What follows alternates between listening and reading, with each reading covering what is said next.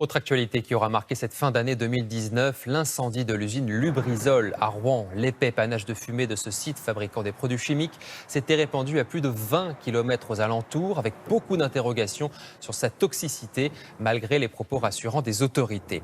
Un incident qui a renforcé en tout cas l'inquiétude des habitants situés à proximité d'autres usines. Et c'est le cas en Moselle, où une entreprise qui fabrique de la laine de roche cristallise toutes les craintes des riverains. Ils se sont regroupés en association.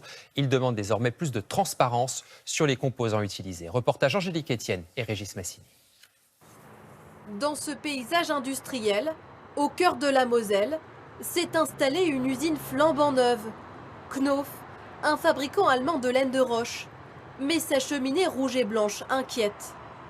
Depuis sa maison, Danielle Sansalone a les yeux rivés sur les fumées qui s'échappent à 500 mètres de chez elle. Ça me pique le nez, ça me brûle les yeux et voilà, c'est dérangeant. On ne sait pas ce qu'on respire, on ne sait pas à quel polluant nous sommes exposés.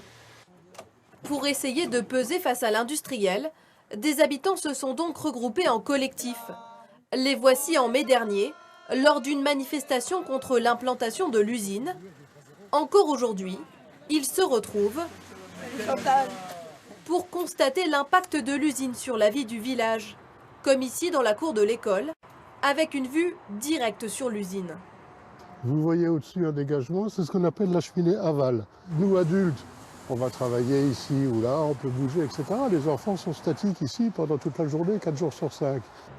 Leur plus grande crainte, ce sont les rejets, de l'oxyde de soufre, de l'oxyde d'azote ou encore de l'ammoniac. Même si aucun relevé précis d'émissions n'existe encore pour le moment, l'usine étant en phase de rodage. Des substances qui inquiètent les habitants, tout comme le combustible utilisé. Car pour arriver à fondre de la roche, l'usine utilise du coke de charbon, un procédé considéré comme polluant. Selon les calculs effectués par l'association chaque année, l'entreprise rejetterait 85 000 tonnes de CO2, soit presque autant que 10 km de l'autoroute A31, et c'est 70 000 véhicules chaque jour. Monsieur Macron lui-même a assez dit qu'il fallait arrêter les énergies fossiles. Alors pourquoi qu'il autorise cette usine à Illange? C'est sûr, c'est loin de chez lui. Alors que rejettent réellement les cheminées de Knauf? Nous sommes allés leur poser la question. Oui, voilà, donc ici c'est l'arrivée des matières premières. On a du basalte, on a de la northosite, on a de la dolomie, on a aussi du coke. Du coke de charbon, car il n'existerait pour le moment aucune autre solution technique selon l'entreprise. On est évidemment bien contrôlé par les autorités publiques pour être sûr que les seuils ne soient pas dépassés. Et les seuils qui ont été définis pour ce site sont bien inférieurs aux normes qui sont prescrites par l'Organisation mondiale de la santé. Cette usine, le Luxembourg voisin n'en a pas voulu. Voici la décision du député maire de Zanem, validée par le conseil communal. Il aurait été un non-sens d'installer un nouveau fourneau polluant alimenté par du charbon. Ce qui a motivé leur refus, ce sont les résultats d'une étude indépendante qui pointe le risque de pollution. Moi, je ne mangerai pas de l'ammoniac, ni d'oxyde d'azote, ni d'oxyde de soufre, ni de la fibre de laine de roche.